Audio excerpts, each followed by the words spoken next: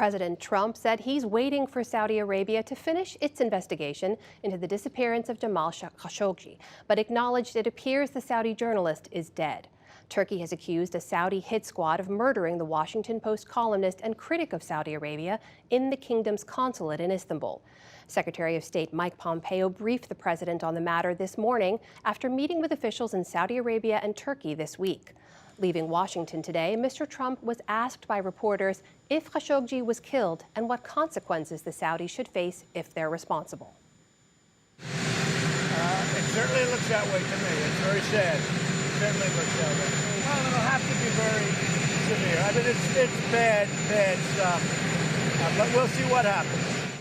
Today, a pro-government Turkish newspaper published images from 2 weeks ago showing a man linked to the Saudi crown prince entering the Saudi consulate just before Khashoggi arrived. The Saudis have denied any involvement. We'll take a closer look at the impact of Khashoggi's writing later in the program. Meanwhile, U.S. Treasury Secretary Steve Mnuchin announced he's pulling out of an investment conference in Saudi Arabia next week. In Afghanistan, the Taliban conducted what Afghan and U.S. officials told PBS NewsHour was one of the most significant assassinations of the war. It happened in the southern district of Kandahar. Abdul Razik, Kandahar's police chief and one of the most influential men in southern Afghanistan, was killed by bodyguards of Kandahar's governor, who was also killed in the attack. Afghan and U.S. officials describe Razik as essential to keeping Kandahar secure and fear some instability ahead of Saturday's parliamentary elections. But the UN also accused Razik of human rights abuses. The attack just missed the new U.S. commander in Afghanistan, Army General Scott Miller, but wounded an American soldier, contractor, and civilian. Back in this country, White House counsel Don McGahn has left his post after 21 months on the job. McGahn was a major figure behind the Trump administration's efforts to confirm conservative judges and eliminate government regulations. He's also a key witness to special counsel Robert Mueller's investigation.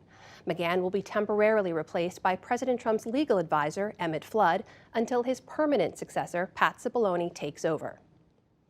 Florida officials now say Hurricane Michael killed at least 20 people there, raising the storm's overall death toll across 4 states to at least 30.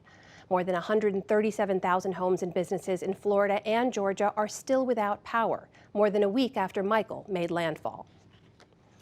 The U.S. Justice Department has opened an investigation into child sex abuse in the Roman Catholic Church in Pennsylvania. Federal prosecutors subpoenaed dioceses throughout the state last week. That follows a Pennsylvania state grand jury report from the summer which identified 301 predator priests who molested more than 1,000 children for decades. The former head of USA Gymnastics was arrested last night for removing evidence related to the sexual abuse case of Dr. Larry Nassar. Steve Penny was indicted for taking documents from the Texas Caroli Ranch training facility that would have helped in the investigation. Nassar, the gymnastics team doctor, was sentenced last February to up to 125 years in prison for sexually assaulting more than 150 girls and women. British Prime Minister Theresa May says she's open to extending the transition period for Britain's exit from the European Union by a few months. That as Brexit talks have stalled over questions about the border between EU member Ireland and British Northern Ireland. May wrapped up a 2-day summit with EU leaders in Brussels today that was once thought to be a deal deadline. Still, she remained optimistic. These are always going to be tough negotiations, and they were always going to get tougher before we got to the closing stages of the negotiations. On the withdrawal agreement, there are a few but considerable outstanding issues in relation to the Northern Irish backstop. I'm committed to working with the Commission and EU leaders to resolve these as quickly as possible. The UK is scheduled to leave the bloc on March 29th. Military relations between the U.S. and China appear to be on more solid ground today.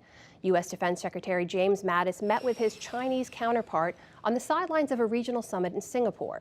They discussed the disputed South China Sea but didn't reach any new agreements.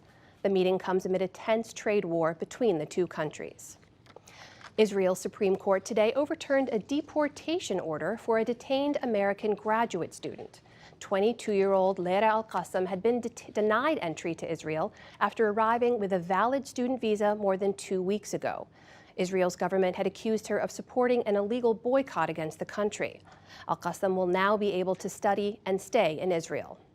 And it was another volatile day of trading on Wall Street. The Dow Jones Industrial Average plunged 327 points to close at 25,379. The Nasdaq fell 157 points, and the S&P 500 slipped 40. Still to come on the NewsHour, new evidence suggesting the Saudi crown prince was involved in the alleged murder of Jamal Khashoggi. Inside the desperate journey Central Americans undertake for a better life in the U.S. The federal budget deficit swells as spending increases and revenues fall. Plus, much more.